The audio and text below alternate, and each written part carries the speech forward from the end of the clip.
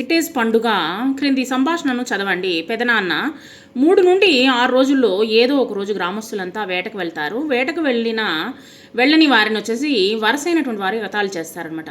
వేట సాధించిన వారికి ప్రత్యేక గౌరవం అనేటువంటిది ఉంటుంది. అక్షయ 7వ రోజు ఏం చేస్తారు అని అడిగినప్పుడు పెదనాన్న ఆ చివరి రోజు మారు ఇటిజ్ లేదా నూరు ఇటిజ్ అంటారు. ఆ రోజు దారికి అడ్డంగా వెదురు బొంగు కడతారు. వెదురు గొట్టాలతో నీరును వచ్చేపోయే దారి వారిపై చల్లుతారనమాట. వెదురు కర్ర తాళ్లకు కట్టి ఊయలుగా ఊగుతారనమాట. అక్షయ క్రాంతి చాలా బాగుంది పెదనాన్న వీరి పండుగ. పెదనాన్న అవును, మన రాష్ట్రంలో రాయలసీమలో కొన్ని పండుగలు, కోస్తాలో కొన్ని పండుగలు ప్రత్యేకంగా జరుపుకుంటారు. అలాగే గిరిజన ప్రాంతాల్లో వచ్చేసి కూడా రకరకాల పండుగలు జరుపుకుంటారు. వారి వారి సంస్కృతి సాంప్రదాయాలకు ప్రతీకలు అనమాట ఈ యొక్క పండుగ. ఈ క్రింది క్రియాపదాలకు వచ్చేసి వ్యతిరేక పదాలను పై పేరాలో గుర్తించండి. జరుపుకోరు జరుపుకుంటారు, ఊగరు ఊగుతారు, కట్టరు కట్టుతారు, చల్లరు చల్లుతారు, చేరు చేస్తారు, వెళ్ళరు వెళ్తారు.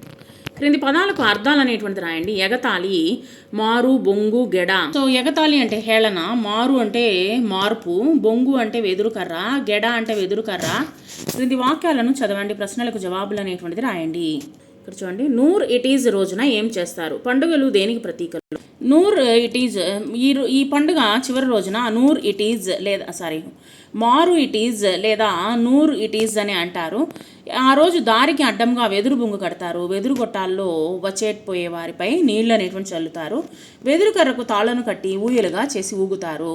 పండుగలు దేనికి ప్రతీకలు? పండుగలు వచ్చేసి వారి వారి సంస్కృతి సాంప్రదాయాలకు ప్రతీకలు. ఇక్కడ మనకు గీతల్లో అందంగా రాయండి. పండుగలు మన సంస్కృతి సాంప్రదాయాలకు ప్రతీకలు. సో ఇక్కడ పండుగలు మన సంస్కృతి సాంప్రదాయాలకు ప్రతీకలు. ఈ విధంగా కాపీ రైటింగ్ రాయండి.